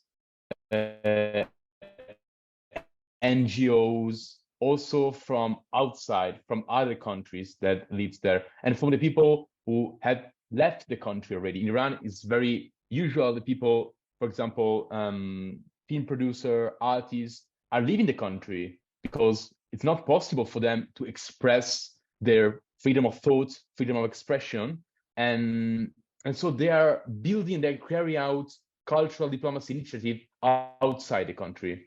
And unfortunately, like for me, like right now, I feel that, I don't know, probably the only way to implement such initiatives, since it's not possible to do it inside the specific country where there is like a totalitarian and a dictatorship, for example. So it has to be outside in another country. And yeah, I think that's the yeah, I would say my main point. And there are like so many artists from Iran and from this kind of country that are building and creating a lot of cultural materials abroad as well, and it's possible for them. Yeah, I have a friend, for example, just talking about like personal experience. She's like a film producer in Iran, and she's not free, of course, to produce every kind of movies, every kind of material that she wants. Sometimes it happened that police came to her apartment and destroyed everything. So there is also a big decision for them. You want to leave the country and then you can express yourself freely, or you want to stay in the country so you can stay with your family, stay with your friends, but you cannot express freely. So that's a very good, it's a very difficult answer as well. Also for them, I feel like it's very tough situation, and especially for people that work in culture and try to provide like a real image, authentic image of the country, which usually is different for the one of the government. Yeah. Yeah, thank you. It was not easy to answer this question. Yeah, and I hope also, because we talk about Georgian culture that needs to start from inside. Yeah, I know this work takes a little bit of time. And yeah, so I just maybe I continue with you, because this is kind of question is not related but interesting. So soft power diplomacy did have great effects during the Cold War, but after 3 decades we have more serious problems, serious tensions. Oh, can you hear me? Yes. Yes. Okay, sorry. I think okay. So soft power diplomacy did have great effects during Cold War, but now we see more serious tensions mounting with Russia, China, and the Islamic world in general. Isn't there a need to upgrade this method in one way or another, in your view, in your understanding so far? Yeah, you mean like upgrade soft power methods? That's the yeah. This okay. Is the That's question. Yeah, of course. Like I feel like cultural diplomacy initiatives, soft power initiatives have to be carried out also with political initiative as well. I mean, they are more powerful when there is also politics behind, when culture is going with politics as well. I mean, for example,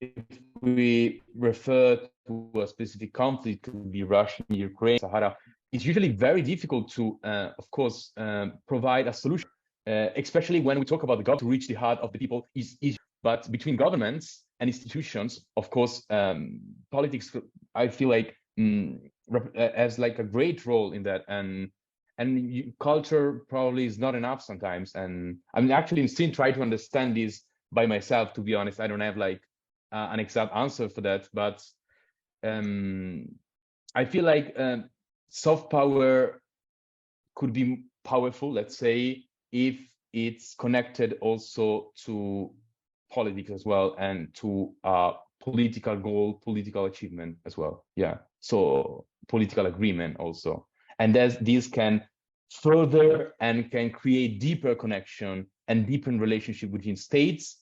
Also, even if in I would say countries which are nowadays in conflict. Yeah. Thank you. I don't know Definitely. if like because that's actually really hard question, and I don't think there is like a correct answer or just one of scenarios and details and features. So it's really hard like to try to sum up everything with just one yeah, I would say one answer. So that's pretty good. Yeah. Yeah, I know. I think this just sparks more reflection. So thank you for your answer. And next question is for Nancy. Yeah, this is I have actually many questions. Okay, I will try. I will go for it. So, as a Jeong Academy, what ideological elements can you offer to the region where faith in God and bonds among families and community are stronger than average of the world? Yeah, for example, Middle East. Or are there any means of disseminating Jeong culture of Korea to the world, including Middle East? Yeah, is it clear? Can you repeat again? Yes. Yeah. So as a Jeong Academy, what ideological elements can you offer to the region, like, for example, the Middle Eastern region, where faith in God and bonds among families and community are stronger than the average of the world?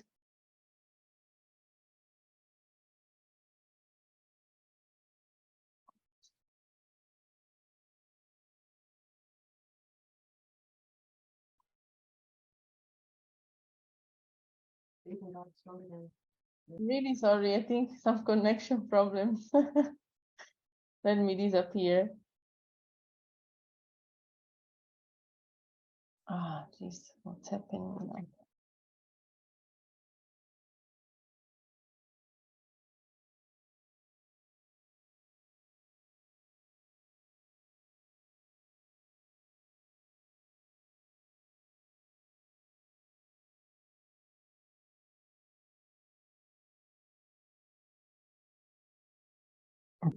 Oh, Daniela, can you say that? I'm so sorry. I'm really sorry. My connection is the problem. It's not your. Okay, can you hear me now? Mine is, yeah. Okay, yeah, much better. Okay. So, yeah, sometimes these happen, yeah. So anyway, as a Hyojong Academy, what elements, ideological elements, can you offer to a region like that of the Middle East, where faith in God and bonds among families and community are stronger than, I mean, at least stronger than the average of the world?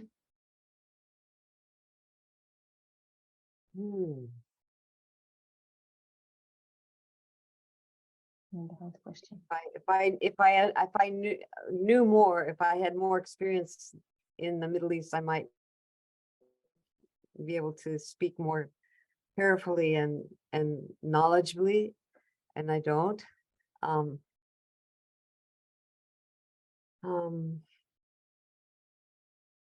Otherwise, I have other questions.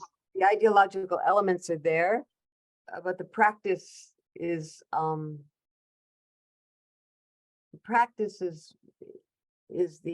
part that is often lacking. Wherever we go, we love our parents, but how much do we love our brothers and sisters? How much can we love our neighbors? How much can I love people who have hurt me? That's a real big element, and I think that Jesus was, and I think all of the religious leaders spoke about the same thing.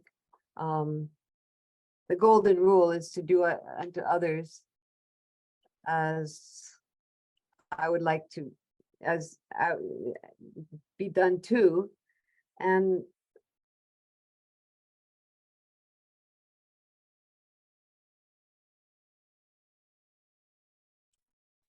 I I live in the region and I don't live in. I don't feel qualified, but I think that these books have a deep, a very deep, important contribution to you, to the Middle East, and for those who want to study, they will find those answers within their own hearts and minds, and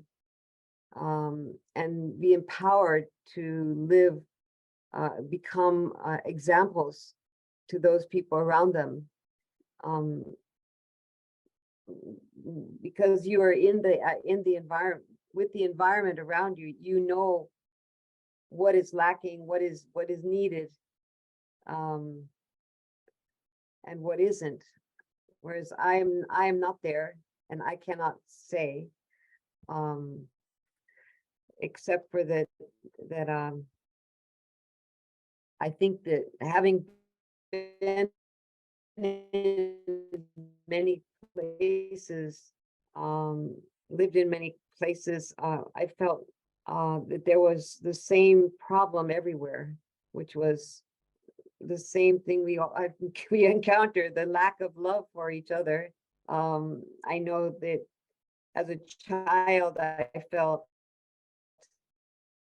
why don't the Chileans understand the Panamanians? Why don't the Spanish people, can't they? What's wrong? I would ask myself those questions as a child. And because I loved them all. I had, children's heart is very loving and accepting, but so I think the biggest lesson for me has been to look inside myself and to do what I can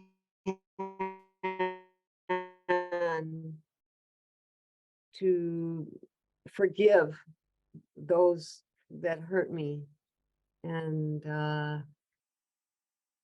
know that it wasn't because of me. It wasn't because they meant to.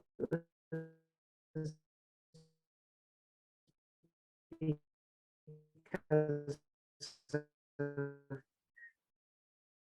whatever long history we have, yeah,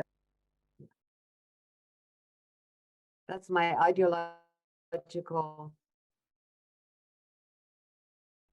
understanding. Wow. I think it's and my heart, from my heart. I think that's yeah, this answer doesn't need to be added anything on. Thank you so much. So I have one question for Mr. Alao, and then one question for everyone. So yeah, yeah. Like, oh, can you see me well? Okay. So Go ahead. yeah, your question is, Eastern philosophy has a different impact on people and others. For example, also African, I think, Indians or Koreans, they call each other auntie, uncle, nuna, oppa. Ne? How can we balance the Western approach, which is most based on thinking and centers on the self? How can we balance this? Yeah, this is the question. Yeah, really. Yeah, I also came from a culture in my country where we respect each other a lot. Like, if I was in Nigeria, I wouldn't call Nancy by name. I wouldn't call Nancy like that. It was like, what? I will have to add something before Nancy's name. So in Korea, I can understand when you call someone older than you Jeong, or the girl or pa, like that. Yeah, basically, I think what I will suggest in the Western, you need to understand that what we are doing here is harmonizing the East and West. Basically, we are harmonizing them, and if the Western understanding, which is of course we know doesn't have the same kind of culture as we have in the East and even in Africa, it is still possible that what the West have, we can also incorporate into what we have in the East and also in Africa, and we can still get the concept of Hyojin out. You know, if you look at it very deeply, it is said that nothing that we cannot resolve from a family. Everything can be resolved in the family. In the family is the solution. In other words, if I see Nancy as my older sister and as a member of my extended family, and so if for any reason we are having a difference in terms of the culture when we communicate or when we relate, because we are family, that will completely give me the opportunity to see beyond my way of thinking, my way of doing things.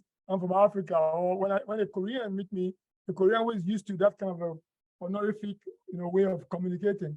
We'll also need to understand where I'm coming from, but at the same time, can also harmonize with me.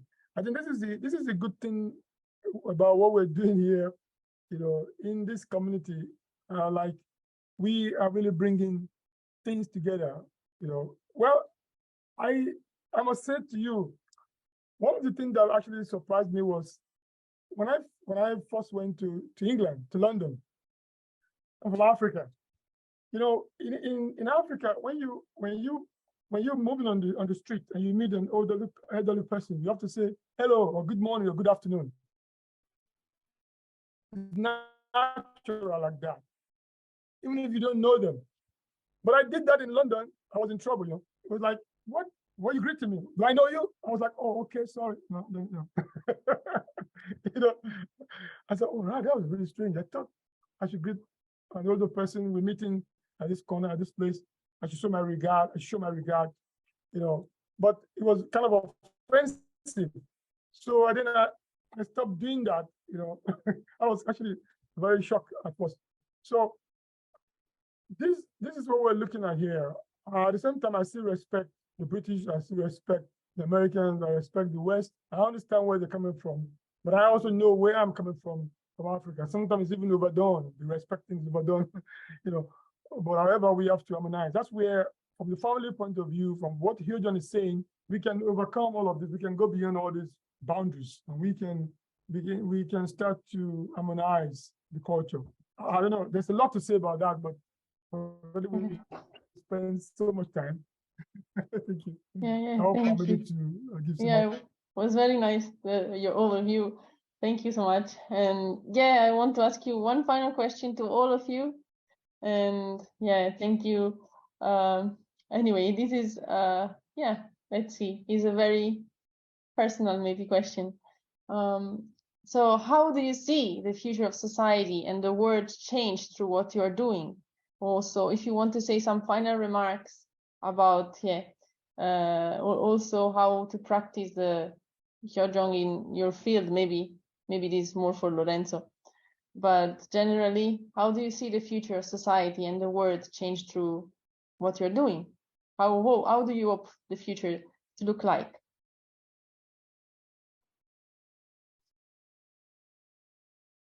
Okay, so I would start saying, we just say that for me, culture, and I think that's really important to understand and to be aware of that culture for me is something that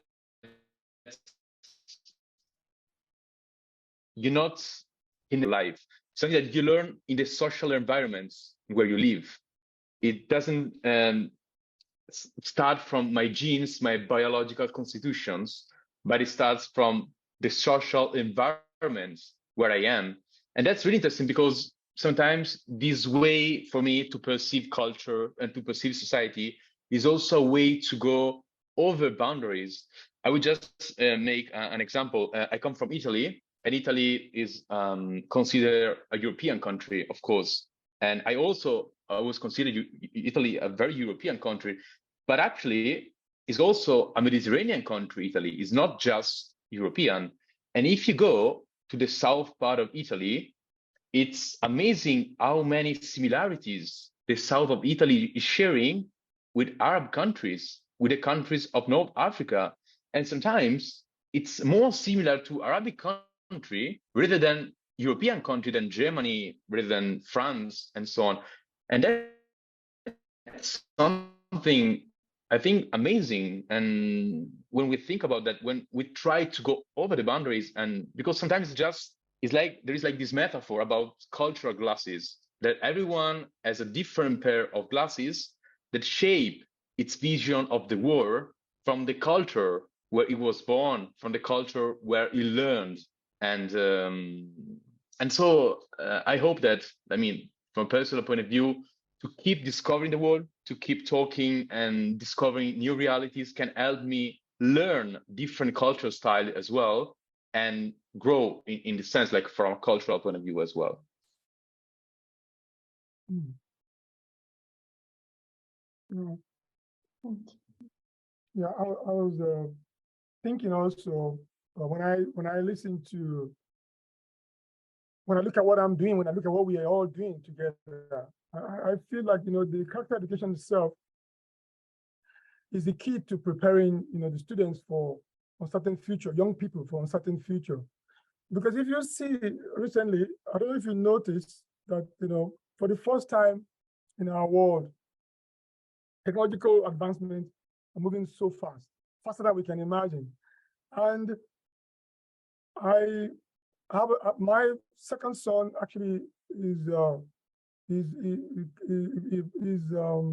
what you can call, he studied artificial intelligence in his master's, and is right now working with the company while they are actually working with robots, and they are educating, they are guiding these robots how to relate with humans and how to like help and support humans.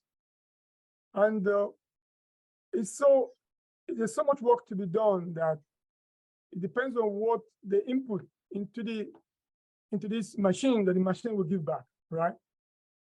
So it means that if we can prepare our young people for the future, they will be able to input morality, moral ethical standard.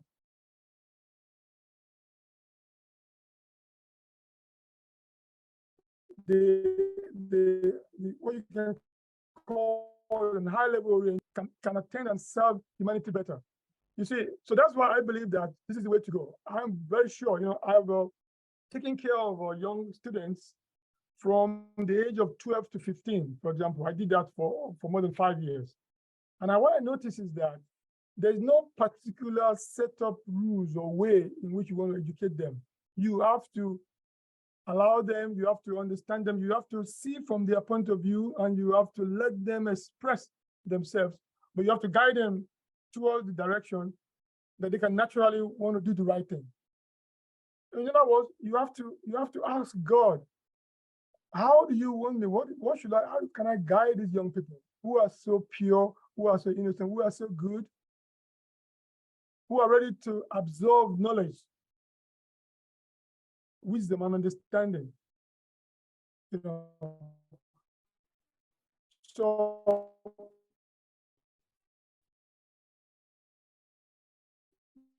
the truth is that we need this to prepare them for the uncertainty in the future. That was asked regarding, you know, what we're going to do. How can we provide, what kind of solution? My sister tried her best to really give a very good answer, and she did very well. What I can say is that, you know, this character education itself can thrive in countries where they are atheists. It can thrive in countries where they believe in God so strongly. In fact, we can use the content of the character education to bring out the true nature of the religion, of every religion. It doesn't emphasize on any particular religion, whether you're a Buddhist, you're Hindu, or you're a Christian, you're a Muslim.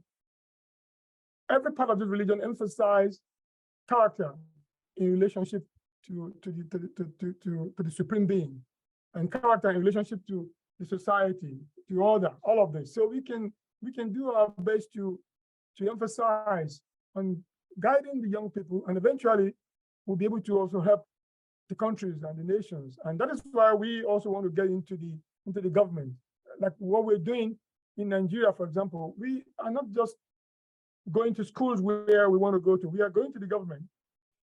We're talking to the government and trying to include the character education, the huge character education in the curriculum of the schools, because we have to get into the curriculum there and we have to see how they are doing. We support them. We don't tell them what they're doing is wrong. No, we support them, work with them. The other day, Nancy and I had a talk with the project that was going on in Nigeria, and we understood how the Ministry of Education is very much interested in looking for a solution. The world right now is very much hungry. They are waiting. They're looking for a way. All ideologies have failed because they are all humanistic.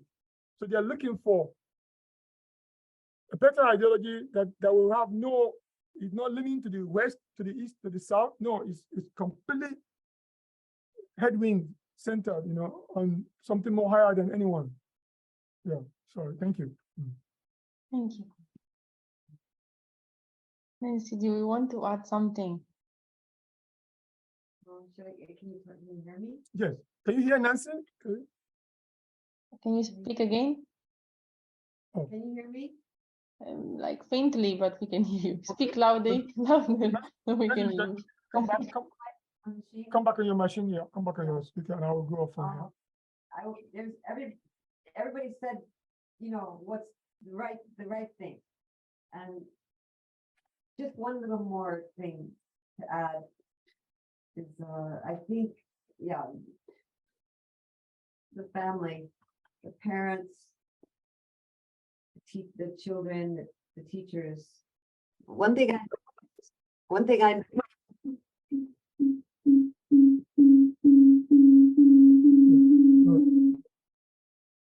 I noticed in Korea was how much education there is. Education for the parents, education for the children, education for the workers, education for the CEOs, education for the cleaners, education for the landscapers. There is so much education going on in Korea. I just feel that they treat their people as their biggest, greatest resource, and I think that they value education because they value their people. And so I feel that it's in the education of the parents, education of the children, and the relationship between the parents and children in the family. It's really, crucial. Thank you very much. I'm really sorry that we cannot answer all questions and we went a little over time. So thank you for everyone for speaking and all the people that stayed till the end. Thank you so much. And especially to you, all the speakers also now in Korea. It's kind of late, right? So thank you so much, everyone. Lorenzo, Nancy, and Michelle, thank you so much. So before parting, I want also to do some very quick final announcement. So if you didn't register before, please, you can register to the links that now are going to be shared in the chat. And also, please, we actually happy if you have any feedback or reflection to share with us. So please send them. And finally, I would like to remind you that our next session will be on the 12th of August. And further information will be sent by email. So thank you for joining us today. Thank you once again. I wish you all a great weekend and a great week ahead. And see you soon. Bye. Thank you.